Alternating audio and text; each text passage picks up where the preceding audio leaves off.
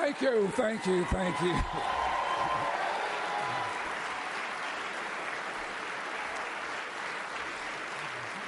If we may.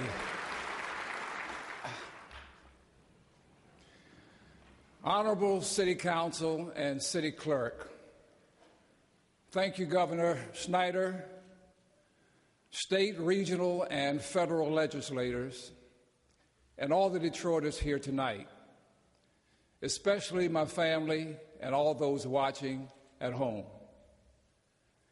And thanks to Sergio Marchione and the Chrysler Corporation for that spectacular opening salute to Detroit.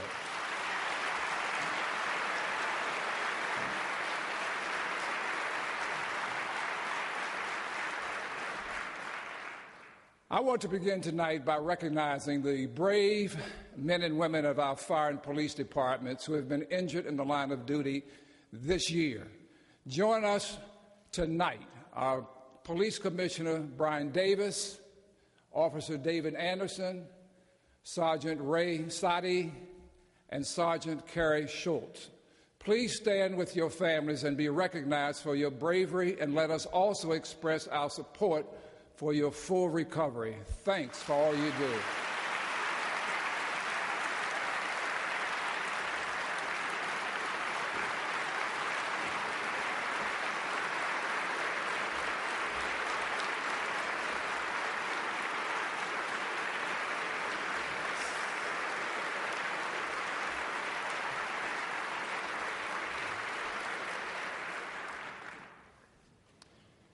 In my first State of the City last year, I laid out the challenges we inherited and promised that this administration would be different. I promised that we would focus on what makes most sense to you: public safety, attracting jobs and economic development, fiscal stability, and creating the blueprint to redefine our city. I promised we would be good stewards of not only your hard-earned tax dollars, but just as importantly, good stewards for your trust. While I'm proud to say we have stayed true to those promises, I also recognize this job will not be completed overnight.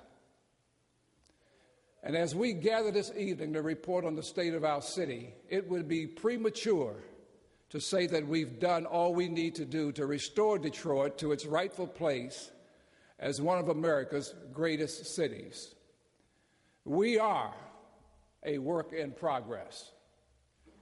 Yet the seeds of change are evident across our city, and the signs of progress are clear and measurable. Our commitment to public safety has never been stronger. In decades of discussion about a police headquarters, today, as promised, we are in the process of consolidating all public safety operations under one roof.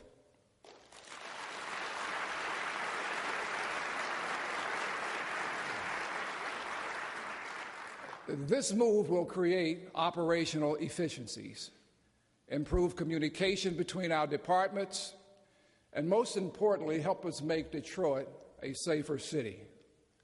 The state-of-the-art evidence facility and crime lab that will be housed in the new headquarters will help us build on statistics that show we are consistently moving the needle in the right direction.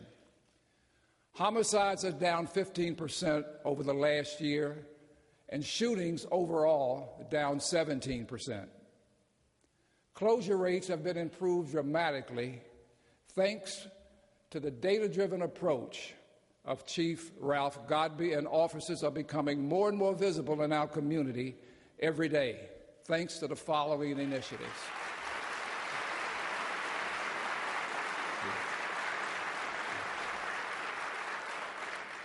Number one, Chief Godby is instilling a new culture within the police department that puts a value on how our officers interact with our community. We all know the historical challenges the department has faced, including the appointment of a federal monitor to oversee mandated changes in the use of force and treatment of prisoners. When I took office in May of 2009, we were 29% compliant. And after 7 years, and it has cost us in a variety of ways. For 7 years, we had officers working on compliance issues instead of patrolling the streets. We've paid millions in fees, and our reputation suffered every day that went by without progress. Thanks to the hard work of the department and the leadership of the chief and our Deputy Mayor Saul Green, we will be in full compliance by the end of this year.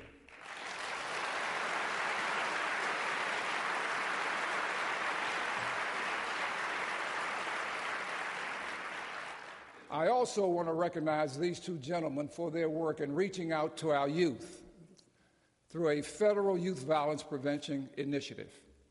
Detroit was selected as one of 6 cities to participate in the Justice Department program to develop a comprehensive youth violence reduction strategy.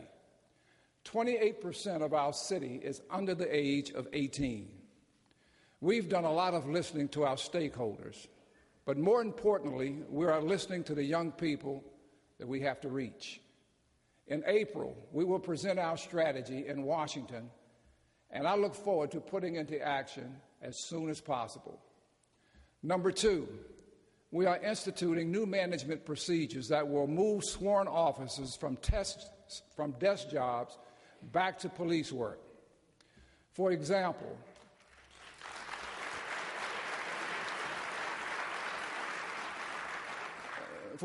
approximately 75 officers are being redeployed based on crime data to make sure our resources are focused on the areas of highest need and greatest impact. Last year, we responded to nearly 50,000 false security alarms, which takes 2 officers away from police work for an average of 25 minutes per incident. So far this year, we've reduced these runs by more than 23%. And believe this is only the beginning of what we can do. We're adding the equivalent of an additional 120 officers with this initiative and transitioning civilians into administrative roles, allowing us to return uniformed personnel to the street.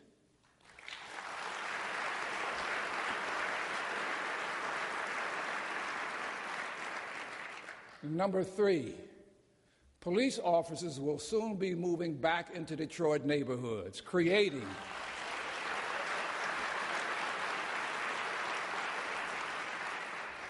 a 24-hour public safety presence thanks to an incentive program announced this month called Project 14. Since the residency requirement to city employees was eliminated by the state of Michigan more than a decade ago, approximately half of our police force has moved out of the city, and it's time to reverse that trend.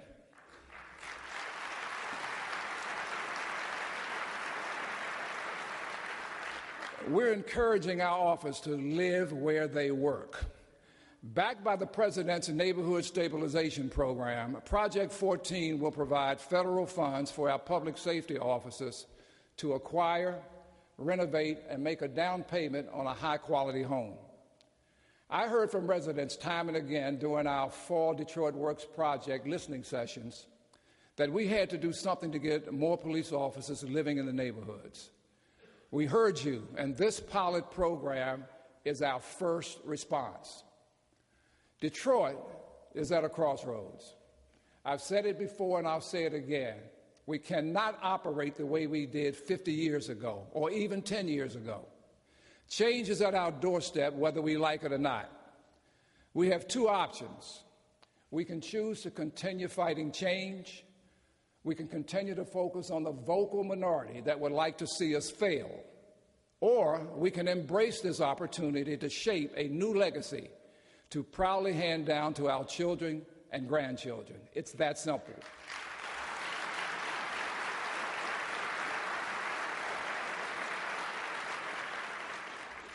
My friend and chair of the Detroit Works Project, Bishop Charles Ellis, said it best as it relates to the challenge before us.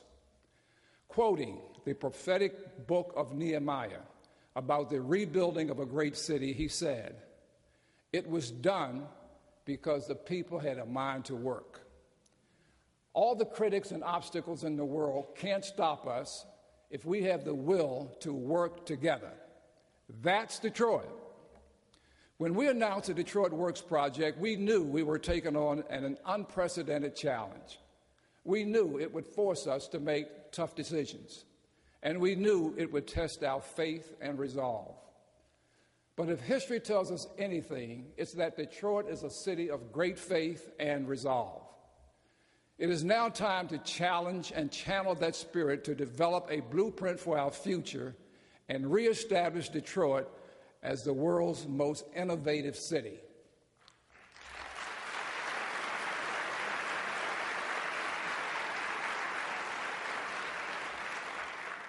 A city that reversed the cycle of decline by stopping the population drain and beginning to attract new residents.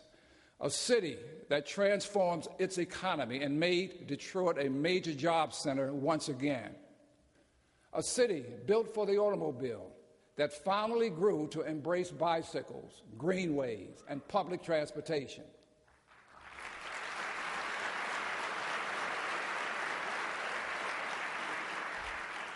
A city that attacked blight and turned vacant land into opportunity for economic development, jobs, and public use.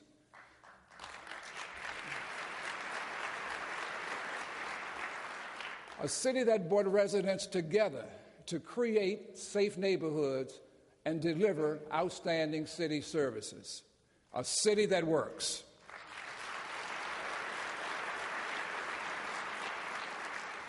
This is the future we can build, but not without dealing with today's reality. With the fiscal challenges we're facing, reinvesting in housing and infrastructure in every Detroit neighborhood is not a viable option.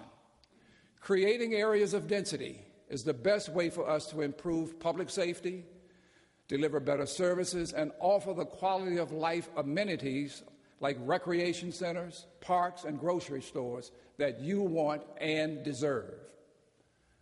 We are working on a plan guided by data and your input. Is it ready today?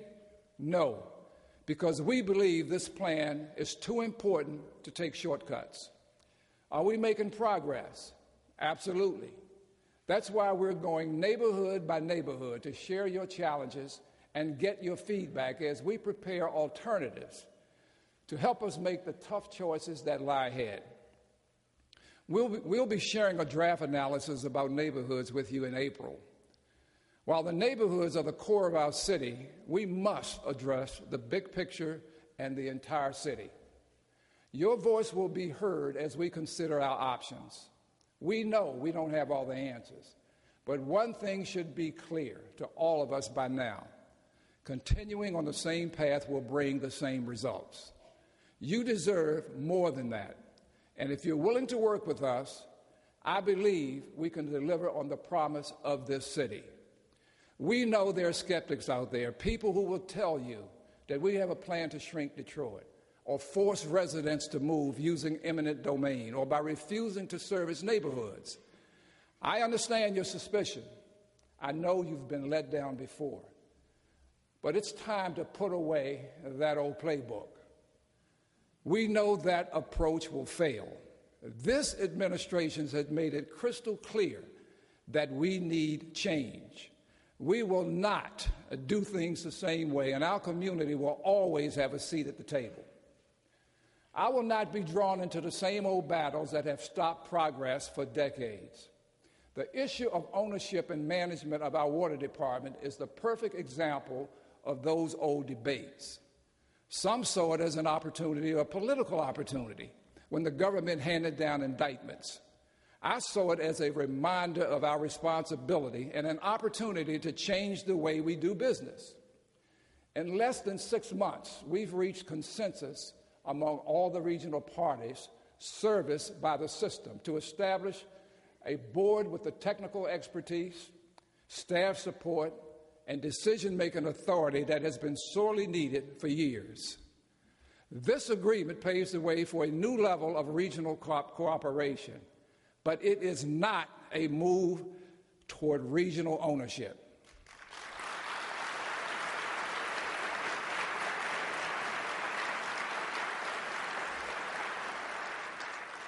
Those who seek to use this as another opportunity to spark old arguments, I've got news for you. Your time is over.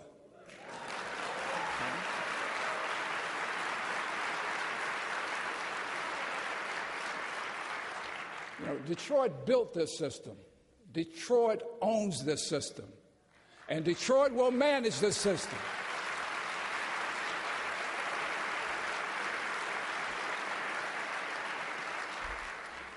Detroit still has a majority of the votes on the board, and the composition has not changed one bit.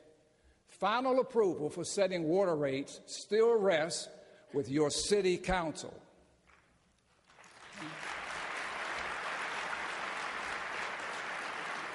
We have a responsibility to provide the highest level of service to all of our customers, and that's exactly what we're going to do. And to that end, I have instructed my staff to ensure that we will address compliance issues that put us in violation of the Clean Water Act and under jurisdiction of a federal judge. Within 6 months, we will be in compliance and have a plan for maintaining compliance over the long term. Additionally, I will require the DWSD to participate in a full forensic audit and contracting review. We will account for every dollar and go after every instance of abuse, corruption, and mismanagement that we find.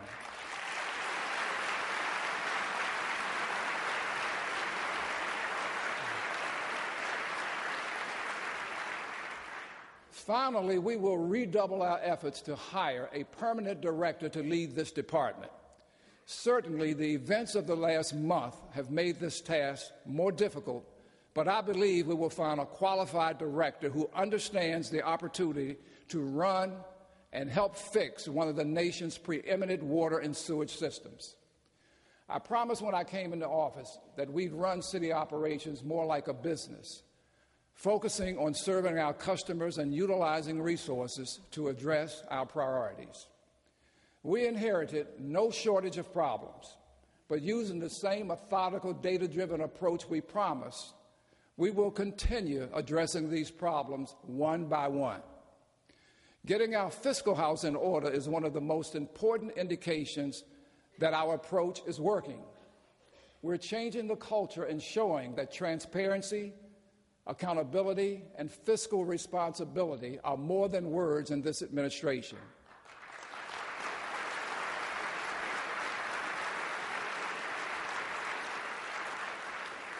They are the very principles by which we do our business. The comprehensive annual financial report, our state audit, had been submitted on time just once in the last 17 years when I took office in May of 2009. Worse yet, the past year's audit was already late, and the current year's audit had not even been started. In 14 months, we completed both of those outstanding audits and delivered our first budget year's CAFR on time to the state of Michigan.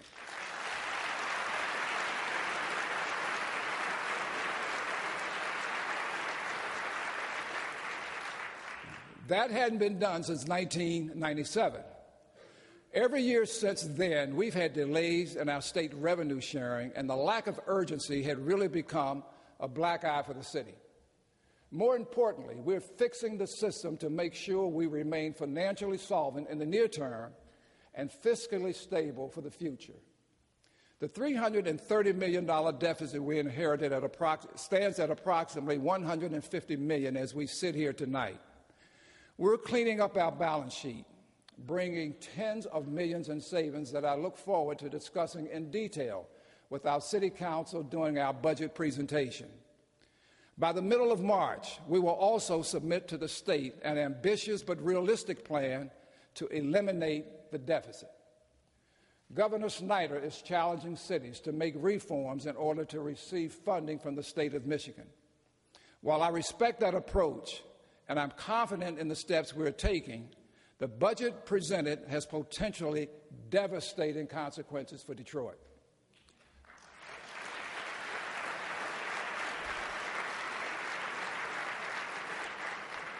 No city in the state has taken such an aggressive approach to such serious structural problems as Detroit. Yet, no city would be hit harder than us. It threatens the concrete but fragile gains we've made, and we simply can't afford it. I'm optimistic that we can achieve the cost savings we need by doing business smarter. We've set a goal to reduce our contracting costs by 10%. Whether it is through centralizing large commodity purchases like gasoline, increasing competition for our business, or finding efficiencies in how we use those contracting dollars, this administration will get it done.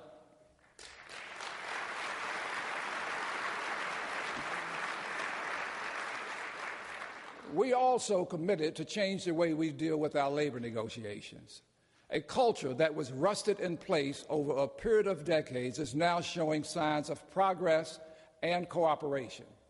As it stands today, we have agreements in place with bargaining units representing approximately 75% of all city employees. We're engaged in discussions with our public safety unions and working with them to bring landmark changes that would put us more in line with the private sector. The bottom line is that our current pension obligations are unsustainable, and it's in no one's best interest to allow that to continue. Now, I know change is difficult. I know change takes time. But we're getting there, and we won't stop with this negotiation. For as long as anyone can remember, this city waited to negotiate its labor contracts until existing contracts had expired. When I was elected, we were operating on contracts that expired in 2008. That is not the way to run a business. We will begin negotiating new agreements beginning this Labor Day, and the goal of having new contracts in place before the old ones expire. Another department that is undergoing a transformation is our fire department and EMS service. I know that this department has not provided the level of services our citizens expect and deserve. I also know that we can do better. We have already started to adjust the way we respond to 911 emergency calls. Beginning in January, we instituted a new tiered response system to ensure that EMS prioritizes life-threatening calls and channels non-emergency calls to other service providers. This is something cities across the country have done effectively to make certain that life-threatening emergencies receive the top priority and the fastest possible response. And because more than 60% of the calls received by 911 are non-emergency calls, we must also continue to educate our residents about the appropriate use of 911.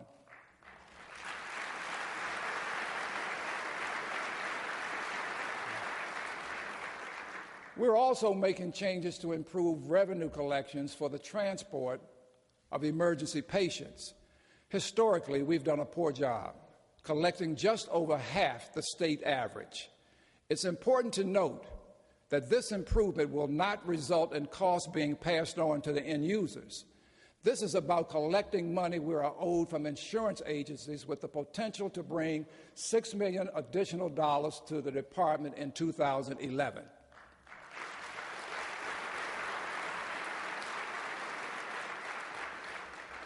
Given the resource challenges we are facing, this is a top priority. I also recognize that DFD and EMS are in desperate need of an infusion of young talent to fill out our ranks.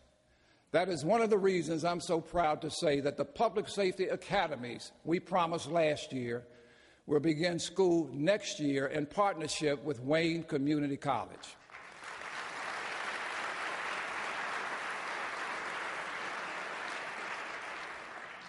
Along with the Public Health Academy, these two institutions will prepare Detroiters to fill positions we need and put young people on a path to success.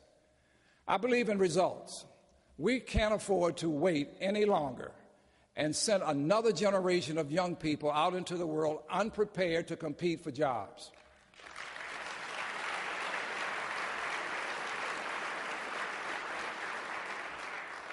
When we make a case to the business community to reinvest in Detroit, education must be one of our top priorities.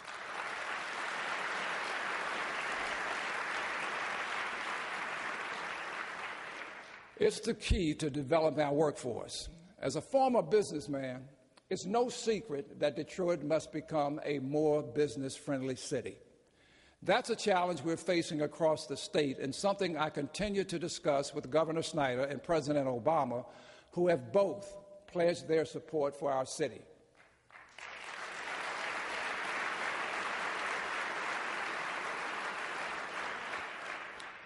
Unemployment in Detroit is at its lowest level in 2 years. I bet most of you are surprised to hear that.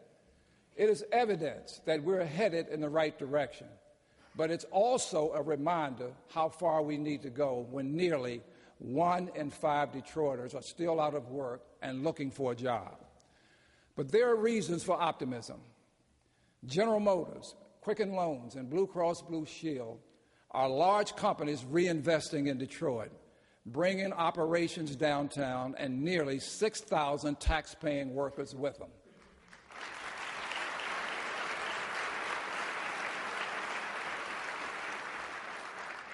That wouldn't have happened without a fundamental change in the way we were perceived by the business community. The Shops at Gateway, which has the potential to bring major retailers to 8 Mile and Woodward, is moving forward, and we're optimistic about that progress.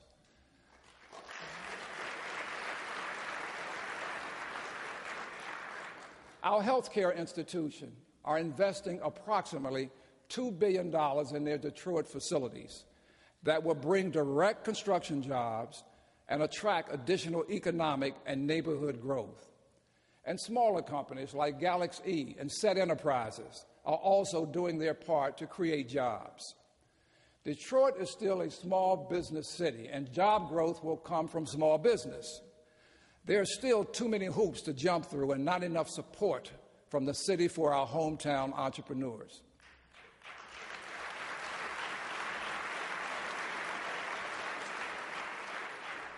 One of the pieces of feedback that I've received many times from the business community is to put permits online and make it easier for people to obtain them.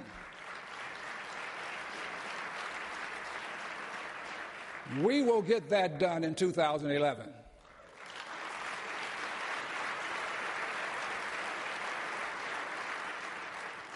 We're also supporting job growth through my pledge to demolish 10,000 dangerous buildings.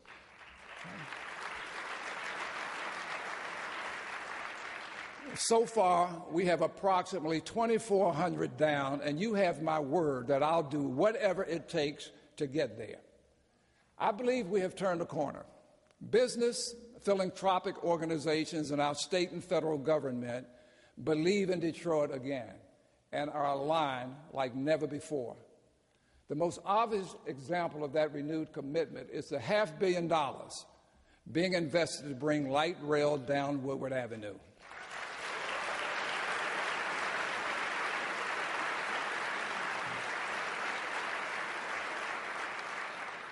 About a month ago, we completed our draft environmental impact statement and expect to have a final analysis ready for public comment by June.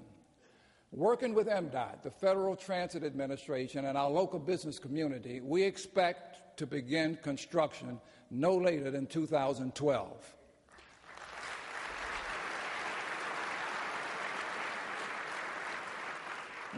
This project is more than an investment in transportation. It's an economic development tool that will support job growth for large and small businesses along the spine of our city, the Woodward Corridor.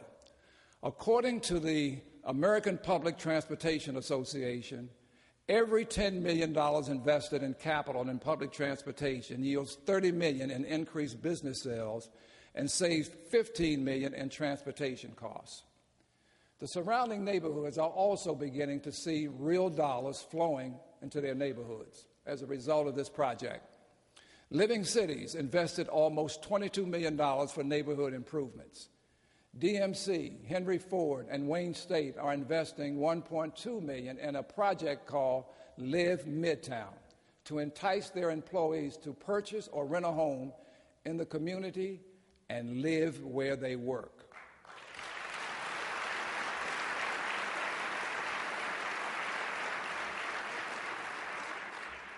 We are also in discussions with Secretary Donovan and HUD to identify other creative ways to finance home rehabilitation in this neighborhood and make it yet another symbol of Detroit's comeback. I want to thank the Obama administration, along with MDOT, DEGC, and our corporate leaders for all their help and continued cooperation. We owe a debt of gratitude to these leaders for their unwavering support of this project. Optimism.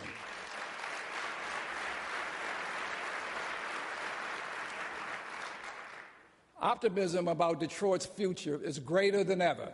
We see it in the commitment of the Lear Corporation and GM for investing in our recreation centers and parks. Coke and NBA Cares are supporting Milliken State Park. And my NBA friends are pitching in to help Butzel Family Center.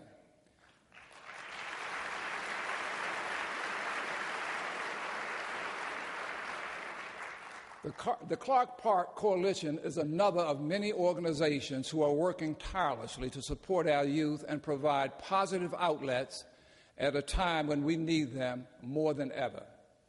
These investments and energy and support show tremendous faith in our new direction and a commitment to being part of the solution. Others see that we're changing, but what do you see? It's time for us to look in the mirror and recognize that Detroit is on the right track. More importantly, it's time for all of us to think about what we can do to help our city.